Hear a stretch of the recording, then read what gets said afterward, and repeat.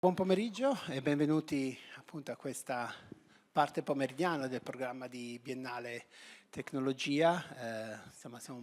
Io sono Emiliano Audisio, sono uno dei cofondatori di Frame Divulgazione Scientifica, un'associazione no profit che si occupa di comunicazione della scienza, divulgazione scientifica, e ho avuto il piacere di lavorare insieme a Guido Staracco, che è il main curator di Biennale Tecnologia, alla costruzione di una parte del programma di questa edizione, e tra gli ospiti insomma, a cui abbiamo lavorato insieme, per i quali abbiamo lavorato insieme e sono qui con noi, abbiamo anche la nostra ospite qui presente, Karen Au. Sarà una conversazione in inglese, c'è la possibilità di avere delle cuffie per una traduzione simultanea, ci sarà spazio poi per fare domande che possono essere fatte in italiano, in inglese, come preferite, perché tanto Karen avrà la possibilità di avere la traduzione in tutti e due i versi, cioè soltanto dall'italiano all'inglese ovviamente.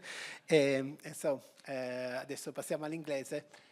Let me introduce our guest, Karen Au, and just to entering in the topic, and we are going to discuss in a few minutes. Just let me introduce with a few hints. There is a phrase that has been circulating in discussion about artificial intelligence for the past years that are very common to everyone, and it goes something like this. AI is going to cure cancer, solve climate change, and raise every human being out of poverty. So you have probably heard something like that in this time, and it comes from CEO, from big company, from investor, from Senate hearings, from product launches. So it is a phrase that every one of us feel like, okay, the normal. This is what AI is. And but our guest today has spent the better part of 8 years examining it, if this phrase is real or not.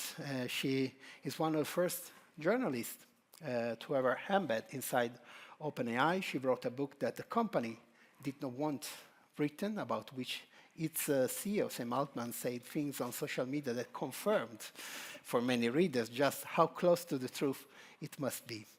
That book is Empire of AI. Karen Au is a journalist and engineer by training, a BBC podcast host, and someone who has the experience of reporting on one of the most powerful companies today in the world, while the company at the same time actively tries to make her work harder. So I encourage to hear a lot about your work and what you've done. Welcome, Karen, to Torino and to Biennale Tecnologia. Thank you so much for having me, and thank you everyone for being here. So I would like to start from, before entering in the book and what you share in your book, from your personal journey, your personal history. And in 2019, you became the first journalist ever to be given access to embed inside OpenAI. And you spent 3 days in their offices, and in the profile you wrote, you described it as you believe that at the time was basically a fair and favorable place. Then the company said that they never deal with you again. And what actually happened in those 3 days, and when did the frame, these are the good guys, start to crack? So I was a reporter at MIT Technology Review covering AI at the time, and Tech Review was a publication that was very focused on covering the fundamental research of all different types of disciplines. And so OpenAI was on my radar because I was looking for organizations, labs that were really focused on the cutting edge. And that's how OpenAI defined itself back then. It was a nonprofit that was largely academically run. They didn't have any intent for commercialization, and they wanted to do this research to make sure AI ultimately went well for humanity, and they were going to release all of that research to the public and ensure that it was something that they could bring the public along with them on this journey. And when I first reached out to them to cover the company, or I guess not a company, cover the nonprofit, I was personally simply just interested in how were they striking this balance, what exactly were they doing, how were they trying to operationalize this mission. And they had a series of changes within the organization in that year that also suggested that they were sort of rethinking maybe some of their original orientation when they were first founded at that point 4 years prior.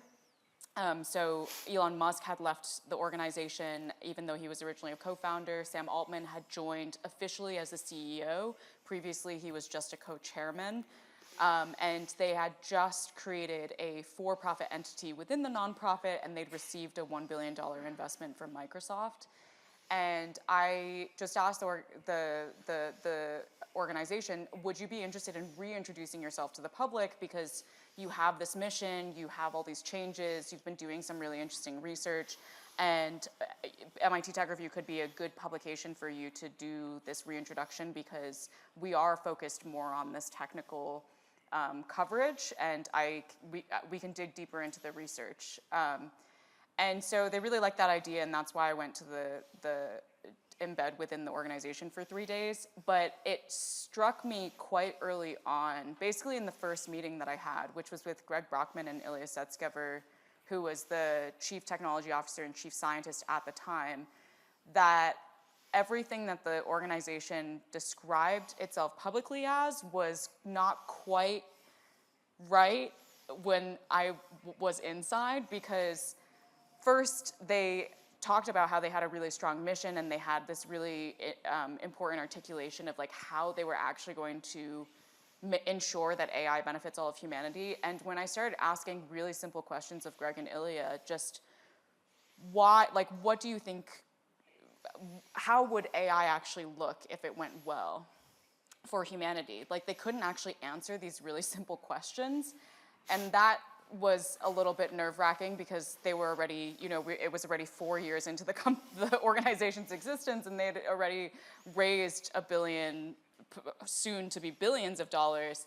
And I also, like, a key part of their origin story was that they needed to build the good version of AI because someone might build the bad version. And so I was also asking them these very simple questions of, so what would the world look like if the bad version of AI were developed? And they also couldn't really answer that question. And then I discovered, as I was interviewing the other researchers at the company, that this idea that it was a fundamentally transparent organization that was going to release everything to the public was also falling apart, because they couldn't tell me a lot of things, and they kept looking at the comms person to ensure that they weren't like revealing secrets of the organization. And I was like, wait a minute, I thought this organization wasn't supposed to have secrets. Like, that was the founding premise of the nonprofit, is that everything is meant to be public. So there was just all these strange things that kept happening. And I then started interviewing people that were unauthorized interviews, like asking people within the organization if they'd be willing to talk with me on background without the permission of the communications officer and without the permission of executives. And that's when I started realizing that they were dramatically pivoting as an organization. They were beginning to set up a commercialization plan. They were beginning to think of themselves more as a for-profit than a nonprofit. And they were one of the most secretive organizations that these employees had ever worked for. And that's kind of when the facade of this, oh, we're a mission-driven, really great nonprofit started to crack. And so this is the beginning of your journey, and then something happened. You've been iced out by OpenAI after this, and for 3 years of the press releases were sent to your colleague, and not to you. And but you say that being iced out by OpenAI made your journalism stronger. So I would like to ask you, can you explain a little bit more deeply this thing, and what does it teach you about how power actually operates when a $1 trillion company decides journalist is inconvenient? Yeah, I think that's something that is really not talked about a lot within the media and therefore publicly is the degree to which, in tech journalism in particular, tech companies wield an enormous amount of influence in shaping tech coverage by playing access games with journalists. So because the media is very, you know, it's a challenging business, it is an increasingly challenging business, and it relies a lot on the scoop model to get readers to be willing to subscribe or be willing to read your articles. then it becomes, the publications or the journalists that can get the most scoops are the ones that survive in this really competitive marketplace.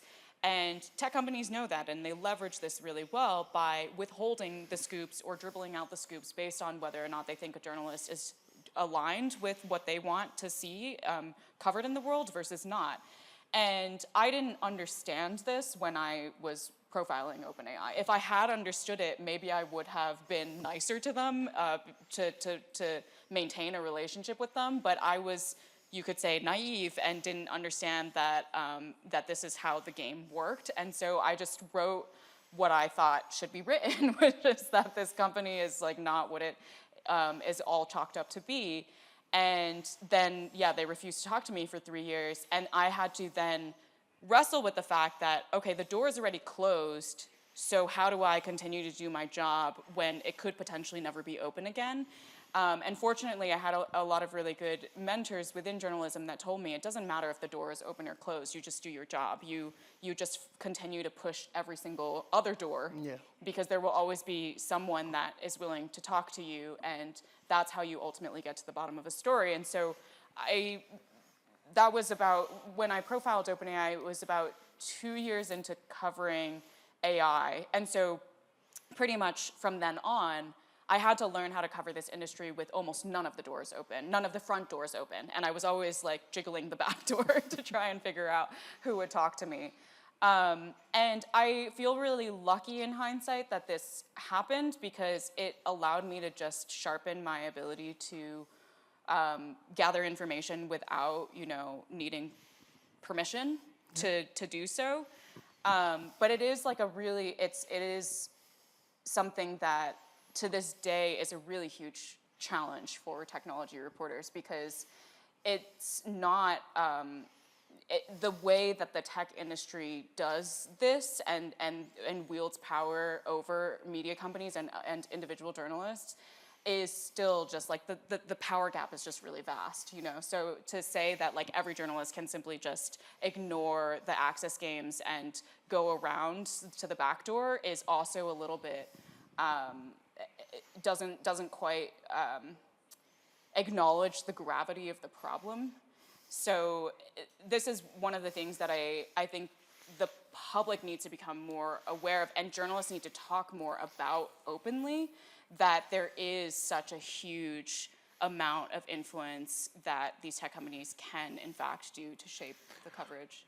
Just one last question on this beginning of your journey, not all as a journalist and the work you've done with OpenAI, because you say before that you studied engineering at MIT and you're focused on energy study, if I'm not wrong.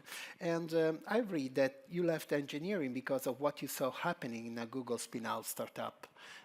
You watched the board fire a CEO because the company wasn't profitable enough. And this is a topic that's really close to me because I work at Wire too. And so what's happening these days is really dramatic. I would like to ask you, what does an engineer's training give you as a journalist that a pure humanities background wouldn't? So I think people often assume that my engineering background enables me to do more technical coverage and gives me more like factual or like knowledge, a base of knowledge that is different from other journalists to do the reporting that I do. And I actually don't think that that's true. I think any journalist can learn the base of knowledge that is required to do really good technology journalism. And that's a thesis that I work with the Pulitzer Center to train journalists around the world on covering AI, and we've trained thousands of journalists around the world so far on covering this topic. I don't care what your background is, as long as you're interested in AI, the curriculum is for you. But the thing that did privilege me by going to MIT is that Silicon Valley is an extremely elitist space. And as someone who would, often walk in as a journalist as a young female, Asian female journalist, people didn't take me seriously until I told them that I had an engineering degree from MIT. And so it was a shortcut for me to establish my credentials in a world that runs on these types of credentials. And that was what then would allow me to build trust really quickly with sources and allow them to give me the time of day to actually then explain concepts. Because, you know, like I remember so many interviews in the early days when, you know, no one knew who I was, that the tone of the interview would fundamentally change, and the quality of information that I got would fundamentally change when I dropped the fact that I had a technical degree from an institution that they looked up to. You know, like before they would have these like hand wavy metaphors to, and they would, you know, say like often like misleading things about their technology, and then I would say, look, like cut the bullcrap. I know that this is not the real the real situation here. Like, can you just tell me actually how your technology works, because I have studied this? And then they would actually do it. But yeah, but it wasn't because like I could have just as well learned the information not through an entire undergraduate degree, and had the same ability to have that conversation, but it's just about the other side's willingness to then like spend the time to go in depth. Thank you. And now I would like to go a little bit deeper in what makes an AI company an empire, which is the main topic of your book. And I will start from the definition of AGI, or the AGI shell game, we can call it, because AGI has been defined differently by OpenAI depending on who they are talking to. If they are talking with the Congress, they say the AGI is one thing. If they're talking with another player, it's another thing. That, of course, in the contract, in the Microsoft investment contract, literally is defined AGI, a system that generates 100 billion of revenue. So, is this a vagueness of or a communication failure, or is the vagueness itself a mechanism of power? Is to be vague is the way to do something different from what you are saying to do. Yeah. So first, to I guess the question of why companies, I define these AI companies as empires. And the reason is I think that the way that they operate is just strikingly similar to the ways that empires of old operate. And there are 4 features that I talk about in my book. The first is that these companies lay claim to resources that are not their own. So that's the intellectual property of artists, writers, and creators, the data of private individuals that they never ask for consent before they take your information. The second is the degree to which they exploit an extraordinary amount of labor as part of the way that they consolidate and accrue value. That refers to both the labor that is involved in the production of the technology. They contract hundreds of thousands of deeply exploited workers all around the world to do the task of cleaning data, training the AI models, that ultimately generates the company's enormous amounts of revenue, but they don't actually pay those workers who are essential to the development of this technology any of that money. The third is that these companies, they control and censor information in many different ways and engage in kind of like narrative power, both in some very fundamental ways in that they control most of the AI research production in the world now. They either hire or bankroll most AI research. And so you could imagine that if most of the climate scientists in the world were bankrolled by fossil fuel companies, we would get a very distorted picture of the climate crisis. And in the same way, we actually get a very distorted picture of the true limitations and capabilities of AI models. But they also control and censor information in the ways that we were talking about with playing access games with journalists, with also the way that they engage with policymakers by because there are very few independent experts now, the policymakers have to rely on the very companies themselves to explain and narrativize what exactly is the impact of their technologies. And then the fourth parallel is that empires always have this narrative that they must exist because of some moral or existential purpose. So they are the good empire on this civilizing mission to bring progress and modernity to all of humanity, and they have to be an empire because there's also evil empires in the world that are trying to bring humanity to hell. And so there's this existential competition, and whoever wins, like the good empire will bring us to heaven if they win, and the bad empire will bring us to hell if they win. And that's exactly how like these companies talk about themselves.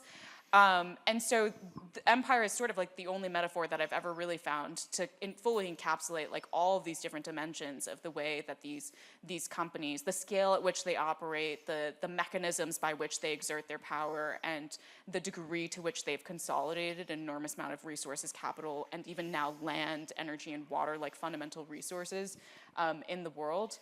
And I'm forgetting the second part of your question, which was Yeah, when we talk about communication, they want to stay vogue, to be opaque, and so they change the narrative, changing the person or the entity they are talking to.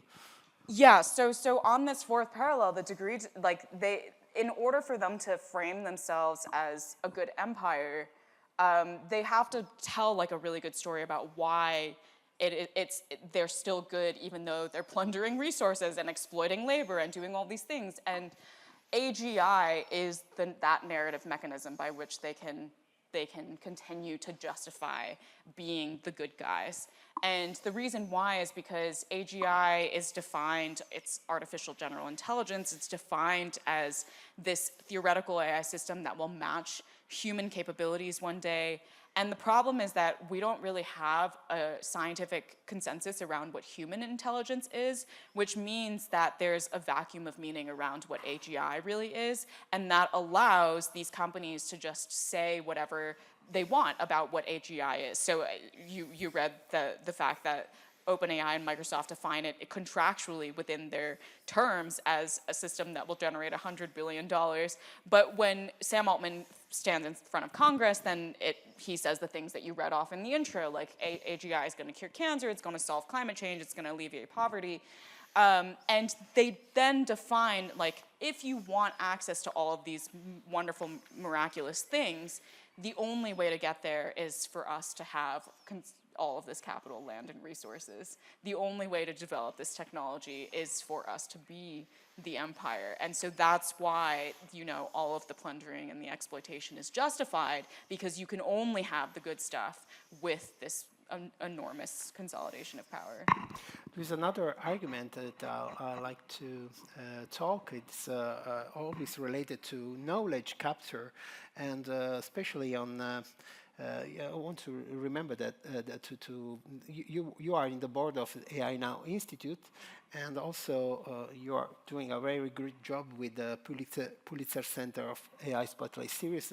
I want to talk a little bit more about it, but starting from this point, because you make the argument that the AI companies have captured knowledge production in a way that makes independent scientific evaluation almost impossible. So you use the analogy of climate scientists being employed by oil companies. And I would like to know a little bit more about this. And the things that I want to know is, are there institutions that are still managing to stay genuinely independent? There are, yeah, for sure. So one of the things that I talk about in my book is the story of Dr. Timnit Gebru, who was she's a very prominent AI researcher. She did her PhD at Stanford University under Fei-Fei Li, who is the only godmother of AI in the founding of the AI discipline. And Timnit was, for a few years, the co-lead of the ethical AI team at Google. So she was hired by Google to literally critique the AI systems that Google was developing to ensure that it ultimately had a positive impact in the world. So she did exactly that.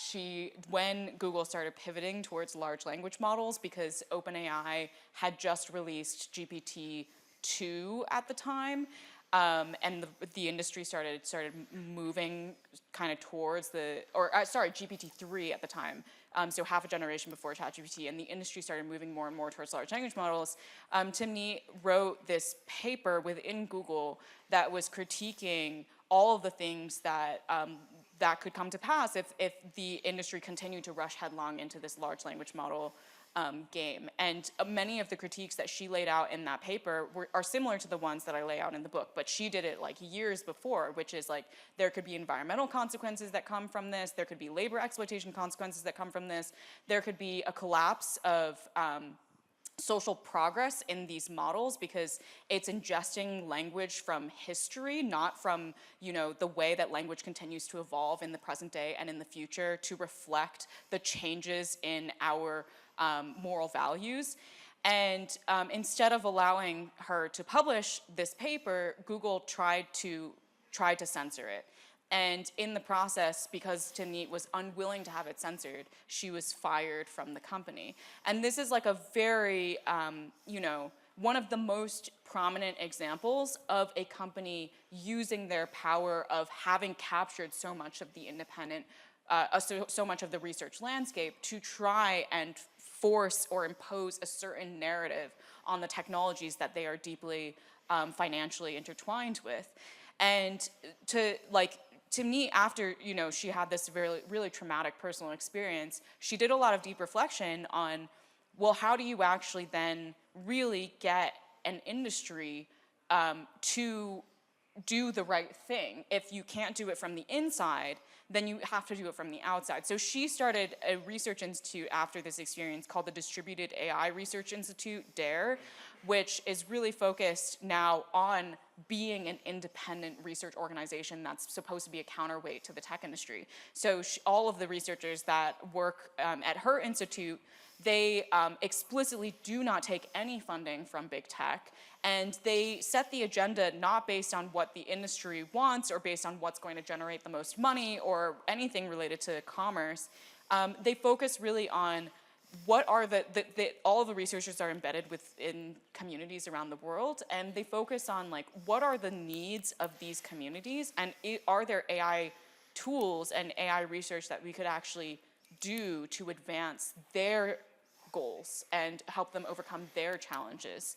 And also, can we continue to critique the way that the tech industry is actually building AI, often in ways that are actually bringing harm to the very people that they say that they support.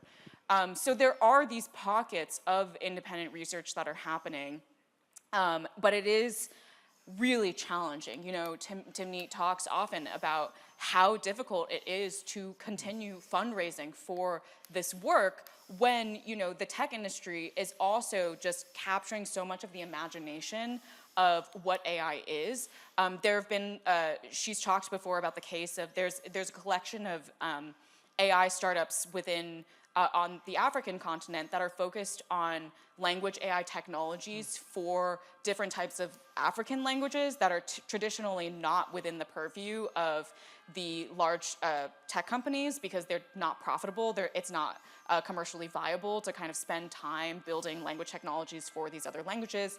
And so these African AI startups, they have focused a lot on instead building language technologies for their own communities because that is ultimately you know, important for their country and their linguistic community.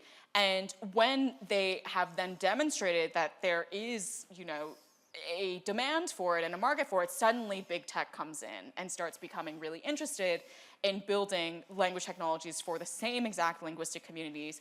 And when that happens, funders often then say, oh, well, if Google's taking care of it, then I don't need to fund this other startup anymore, this independent AI production. And so it's always this like intense, it's an uphill battle forever. But more and more, I think there are pockets of AI research communities and AI startup ecosystems that are beginning to develop outside of Silicon Valley because increasingly people are realizing that the concentration of power within the US tech industry has just become too vast and it's not actually serving the needs of people around the world. And there is a dire need to actually invest in other alternatives and independent expertise. And this new AI environment we are talking about, like OpenAI, other big tech companies, of course, they need a very big digital infrastructure. We talk about cables, servers, and blah, blah, blah. But there is also an invisible infrastructure, and it's made by people and resources. So, and all these systems are you can access to these services in a free way without paying or paying monthly, or but they are accessible. And there is the real question is who pays the bill of this global infrastructure. And of course, I know the audio I listened. You share with me the audio from the Kenyan people. But you went to Kenya to meet this guy, Moffat Okini, was working for a quota of 50,000 pieces of content a month on the sexual content team. I would like to share with our audience how much. What he told to you about his job, how many money he raised with this job, and what are the consequences of this job? Yeah, so I alluded to this earlier, that one of the parallels between the empires of AI, as I call them, and the empires of old is that they exploit an extraordinary amount of labor. And really, like, everything that an AI model can do, the reason it can do it is because there were workers employed somewhere in the world that taught the model how to do it. So the fact that ChatGPT knows how to chat is because there were hundreds of thousands of people that were prompting these large language models and teaching it, like, this is what human dialogue looks like. Person A talks, person B responds, person A talks again, person B responds. And they, like, slowly through writing examples of what dialogue looks like, prompting the model, and then rating the responses as that was a good response, bad response, through this, like, really iterative, extremely human-intensive, labor-intensive process, that is how these technologies ultimately end up having all of these capabilities. And there's also a second layer of that, which is these companies that when they train their models, they're scraping the internet to pump into these models. And that means they have to deal with the problem of content moderation because they are absorbing an enormous amount of toxic content during the scraping process. They're scraping this content from X, from Reddit, from other types of social media forums where, you know, people are hurling abuse and racist and toxic speech at each other, and there's pornographic content and all of this stuff. And so I went to Kenya 2 years ago when I was a reporter at the Wall Street Journal to interview workers that OpenAI had specifically contracted to perform this content moderation work.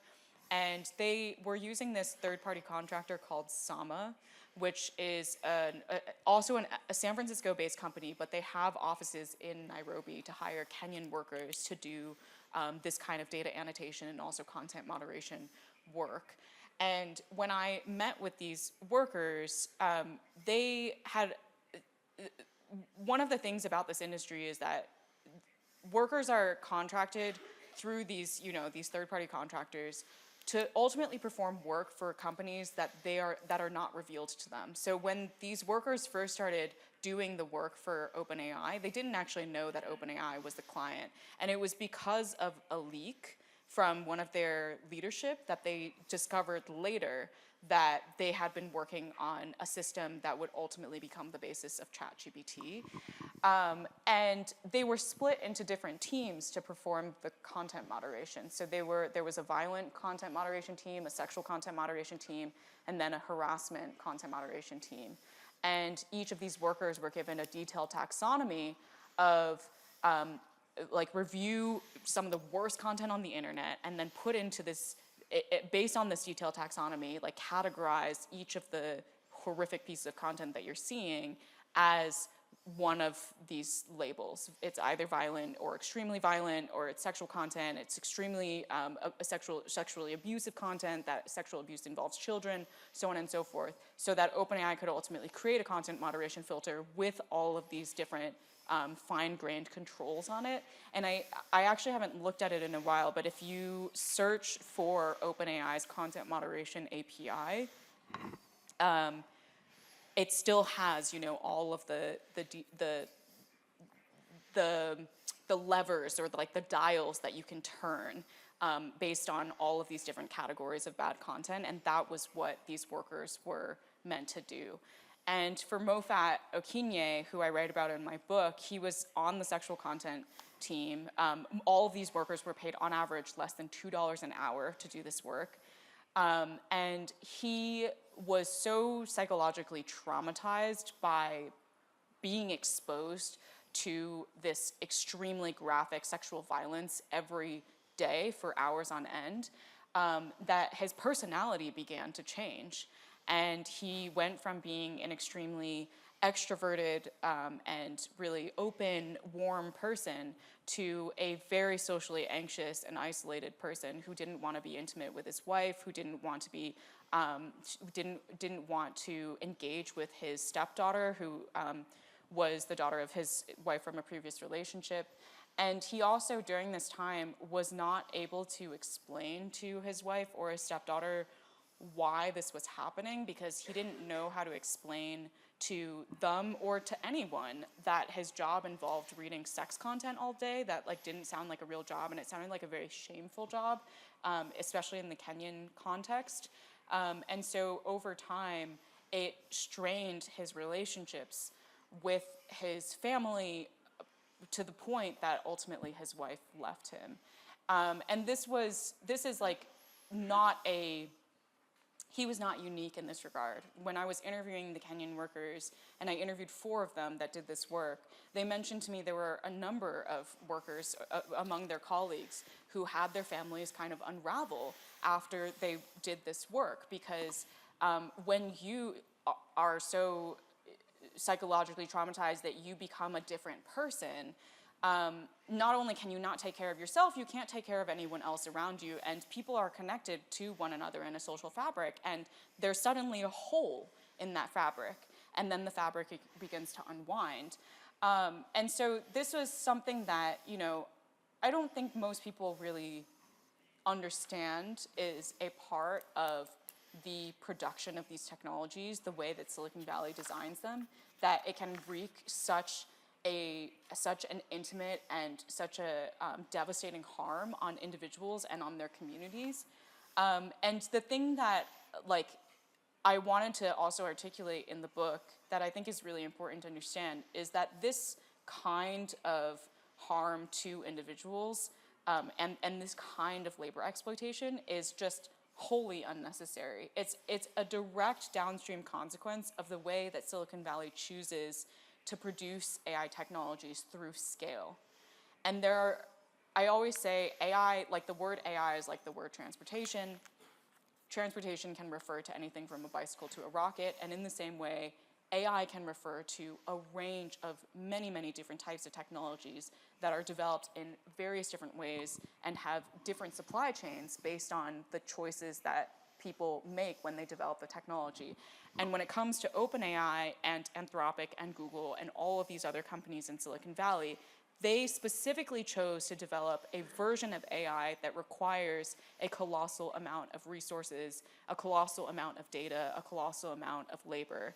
And because they chose this path, and they're scraping the whole internet in order to produce this technology, that is why you suddenly have a problem of content moderation, because the degree of scale that they're operating in means that they don't actually manually audit what data is consumed by their models.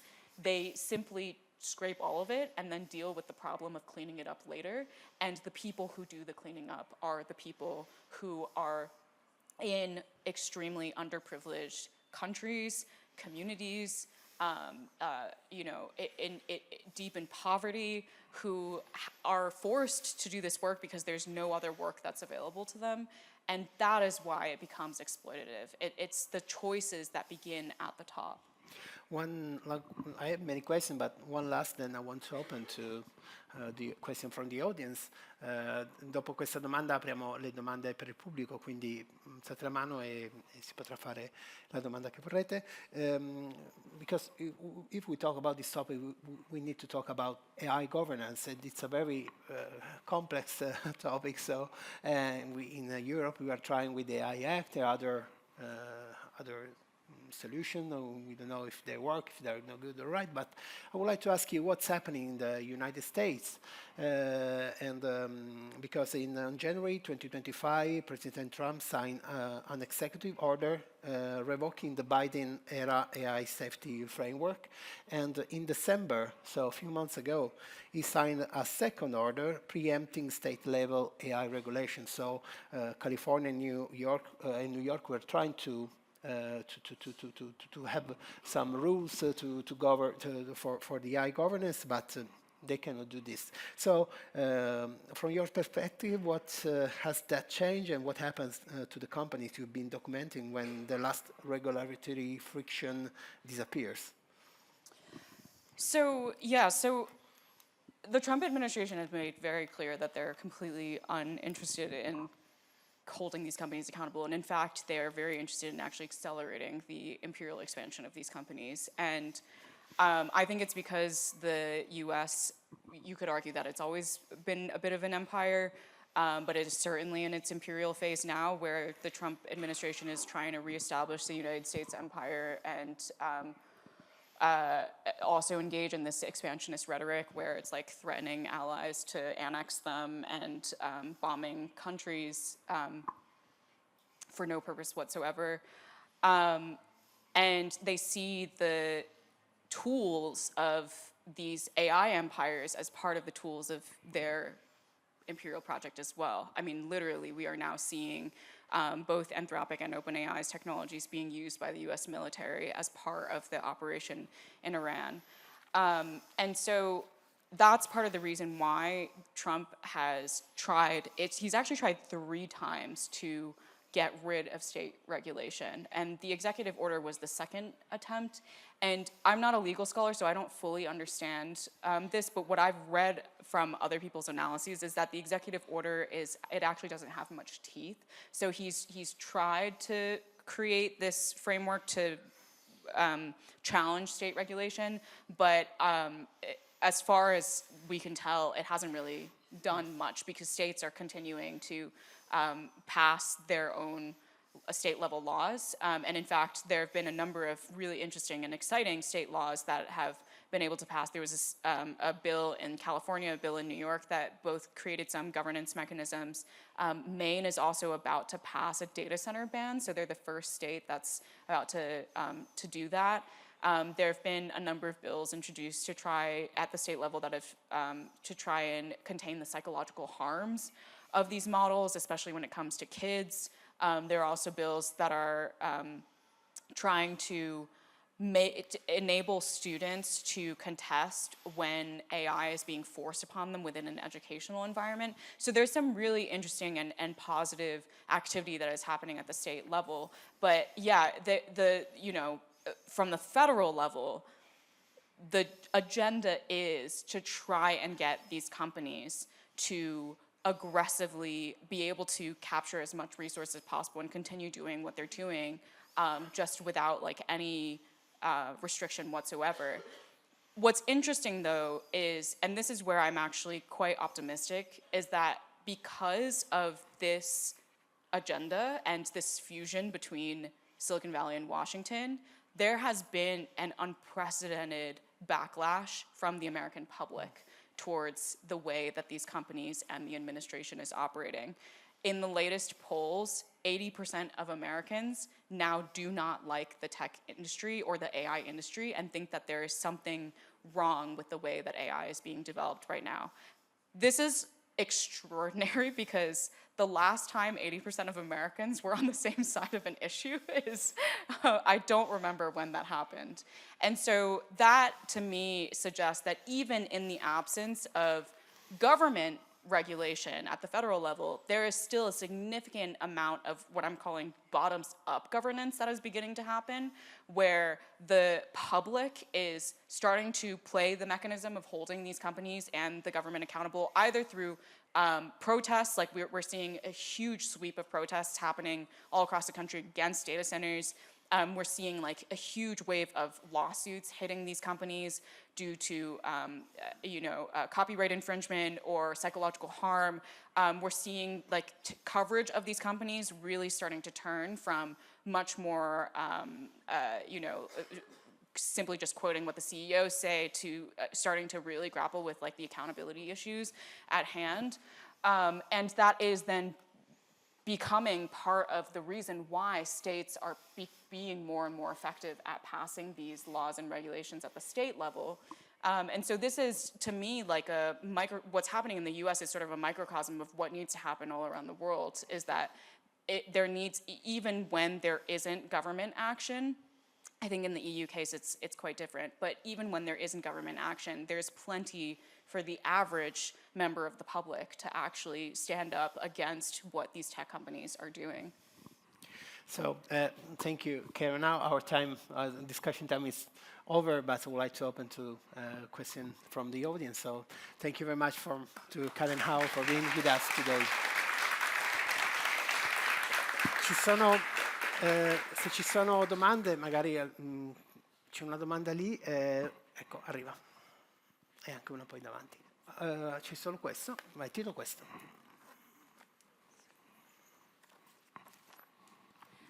Thank you for sharing. And I have a question, because I really wanted a question is like, because you are a journalist, you are really good at to ask a question. Sometimes I also need to ask a question to some important people, but I'm really afraid to ask some really stupid question. Although they said it's okay, but you will realize, they will think, oh, so stupid question, even you ask me like this. So I think the question skills are really important.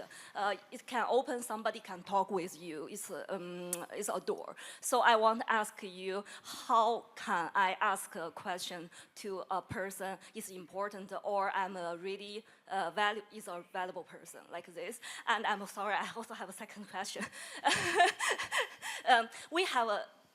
I'm now learning Capital Surveillance. This book is like written by Zuboff. Yes, I also read it's like your recommended by the Zuboff. Yeah. So my question is like that. Given you are focused on the dynamics, global dynamics and AI, and also yours how to say, Asia perspective, how can you navigate different content, especially between now American and the China is the biggest competitor between these two? Thank you. Yeah, so in terms of how to ask good questions, I mean, we have, I think the saying that there's not really any such thing as a bad question is true here, but in journalism, one of the things that I was taught early on was when you are beginning to learn about a topic, first try to find people that are willing to be like a bridge for you to help you learn the basics of that topic before you start, asking for time from more important people.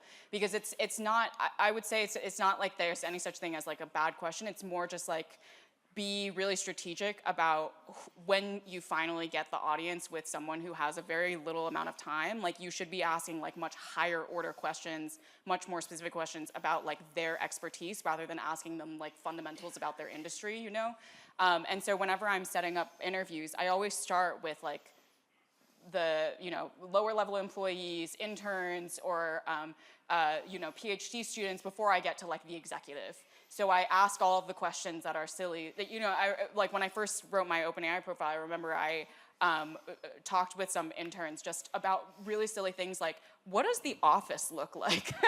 Before I get there, like how many floors are there, and who sits on each floor, and how are things organized? Because I'm not going to go into a room with Greg Brockman and then ask him that question, right? But it was like an important kind of like context for me to just get a little bit of like a 3D mental map of this space and what teams might sit next to each other and so on and so forth. So that's kind of how I go about it, is I just ask whatever questions are on my mind, but I'm strategic about who I ask them to and in what order. On your second question, I guess my understanding of your question was sort of like how do I navigate the information landscape it's like different narratives between like Western or I don't. Especially, I think it's quite sensitive because the China and American is like a big competitor in the AI industry. Like, how do you navigate this kind of different situation and different storytelling? Like, yeah. Yeah, I mean,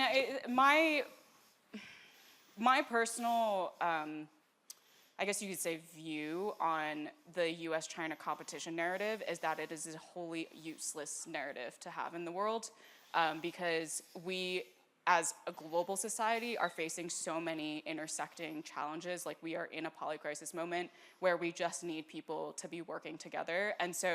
And I really believe that, like, the stories that you tell beget more of the dynamics that you highlight. So the more you tell stories about competition, the more competition you get in the world. And the more you can highlight the cooperation that happens, the more that people are willing to cooperate. So in my coverage, I have always focused on the connectivity that's still, the significant connectivity that still exists between the US and China. The US and China are the #1 collaborators on AI research to this day. Most people don't know that because everything that they ever read in the media is about the competition between these two countries.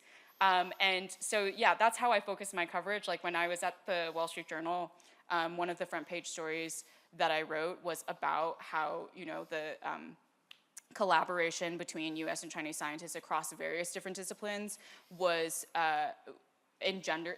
some of the most successful research papers and most important scientific breakthroughs in the world have come from collaboration between these two ecosystems of scientists.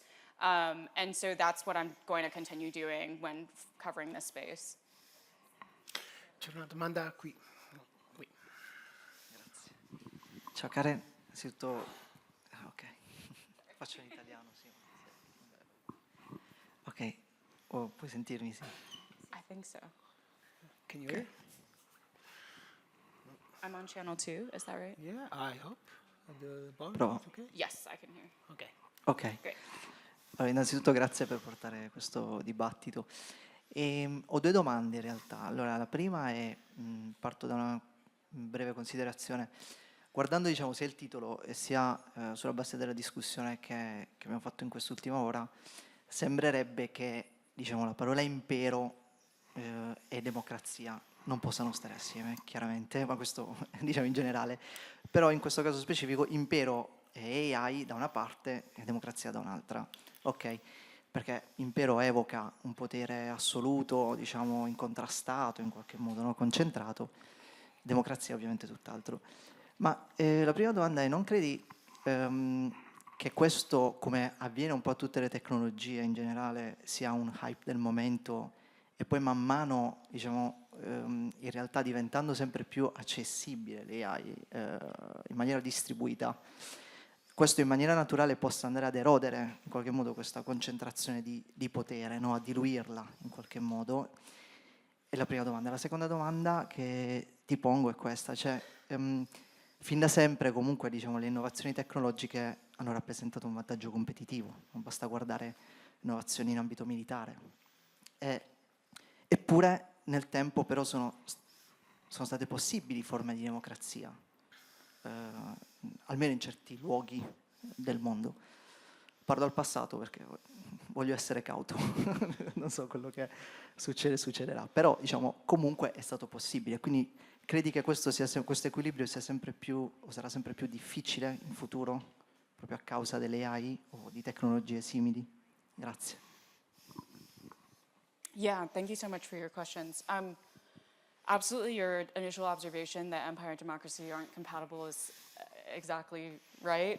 That's why I consider these companies to be a huge threat to democracy because of the way that they've consolidated power and are distorting the democratic process at multiple levels. In terms of your first question of whether or not this is just like a feature of technology revolutions, I don't think so. So one of the books that I cite in my book is Power and Progress, written by two MIT economists, Jerome Acemoglu and Simon Johnson, and they look at the 1,000 years of technology development, and they conclude that oftentimes technology revolutions have had this shape, not because it's an inherent inherent part of technology development. But because throughout much of history, the way that technology is usually driven, it's driven by the elite in society.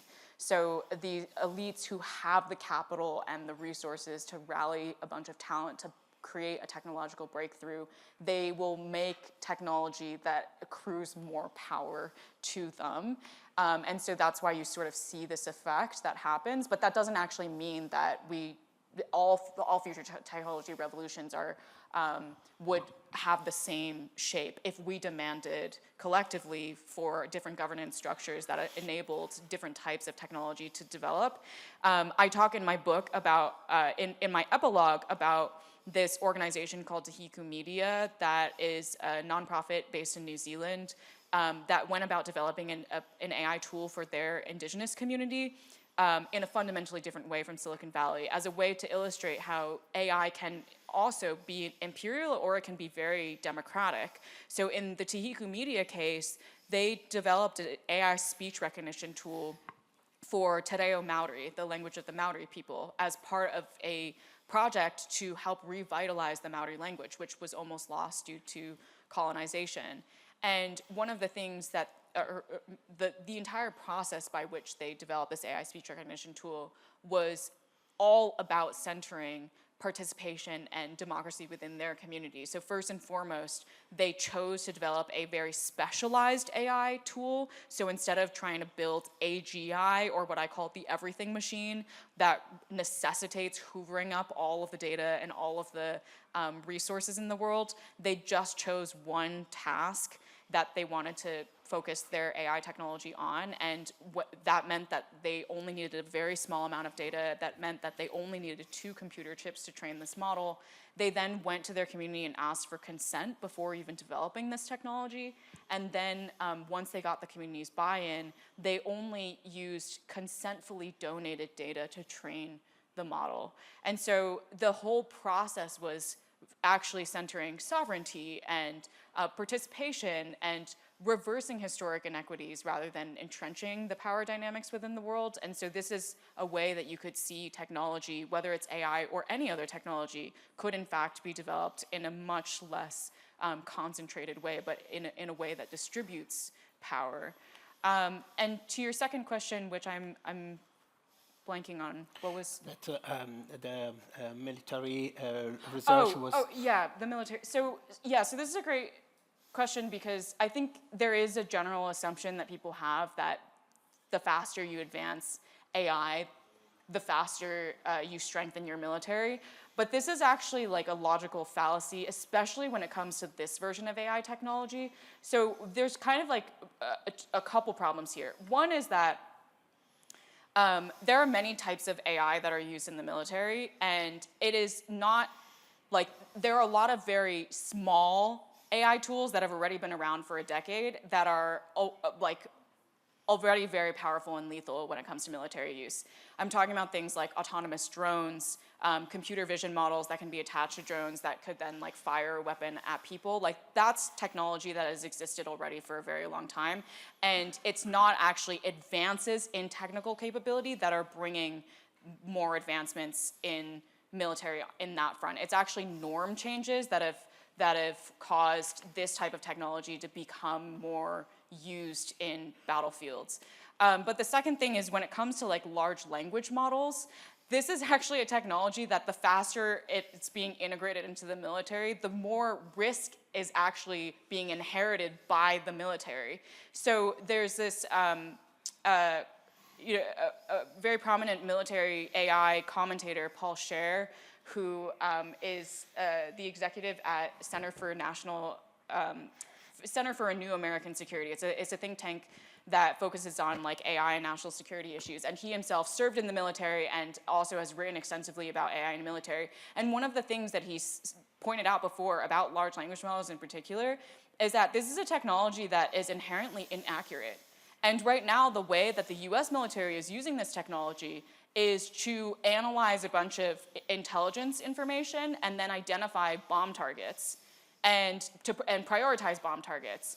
And like, this is, because this technology is inherently inaccurate, like, you could then be hitting bomb targets that are not actually the right bomb targets. And in fact, in the Iran operation, this has happened, right? There's been reporting of the bombing of a school and children dying, and there's been a lot of speculation since then about whether it was actually driven by faulty AI decision-making that led this to happen. And so what Paul Scher has said before is like the faster militaries win the AI race by adopting AI faster than any other military, the faster they also lose, because the efficacy, the accuracy of their military operation becomes much more difficult because they're inherently absorbing a technology that is not like fit for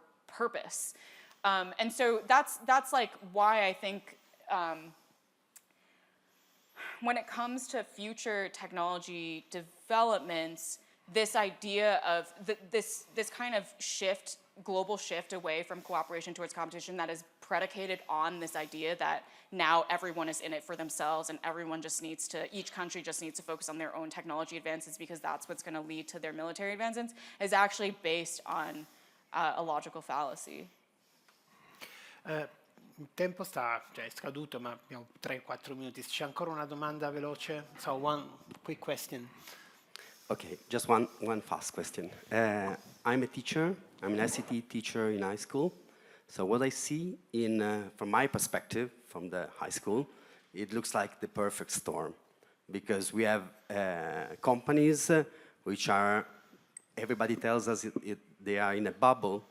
That is, they requested too much money, and now they need to show a return on investment, and so they need big money, and big money is from the military, big money is from schools, because you convince two people and you get 2 contracts and you're done. It's fast.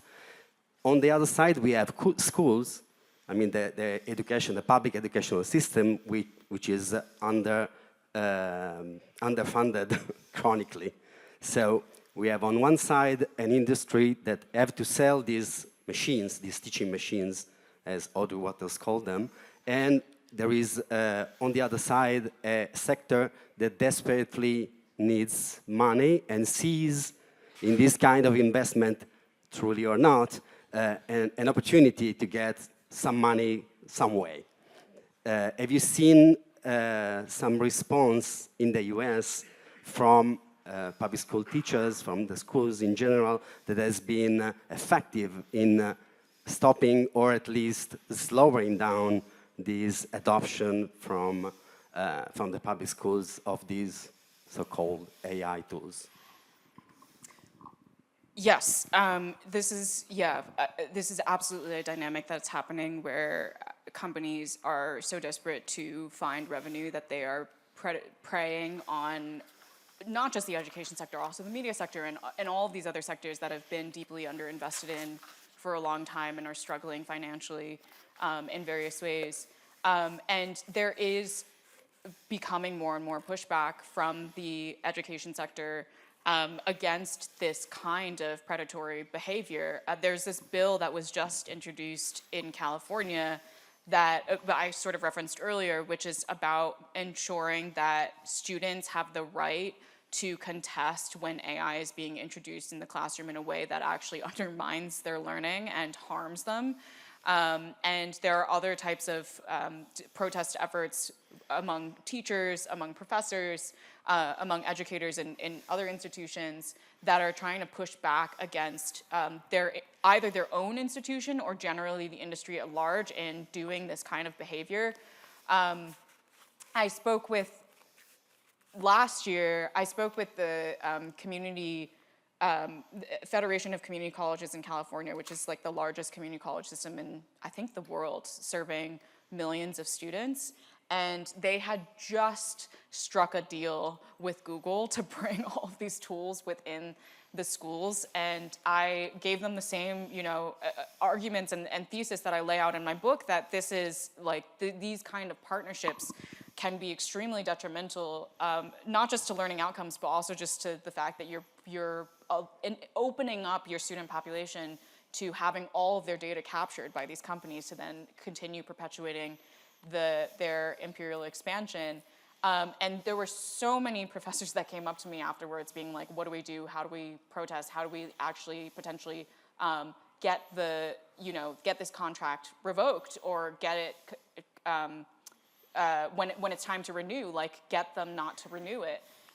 There was another effort, I think it was at the Imperial College of London, where professors, students, and researchers wrote an open letter to the administration as well, saying this exact thing, like, you have a contract with OpenAI, it's coming up for renewal. These are all of the reasons that it should not be renewed, because of the environmental fallout, the labor exploitation, the the undermining of the educational institution. So I think there is enormous amount of pushback that is now happening, not just in the US, but globally on this front, and will continue to be, I think, an increasing battleground, because of the fact that the industry very much views the education sector as target number one. Grazie a Karen. Il nostro tempo è scaduto. Voglio ricordare velocemente che se volete continuare magari a fare due chiacchiere con Karen è disponibile per qui a fianco, e anche il suo libro, che purtroppo non è ancora stato tradotto in Italia, speriamo lo sia presto, è comunque disponibile nella libreria adesso del festival, almeno io l'ho visto al Circolo dei Lettori, e quindi è una lettura molto consigliata. Grazie ancora e buon proseguimento. Thank you, everyone.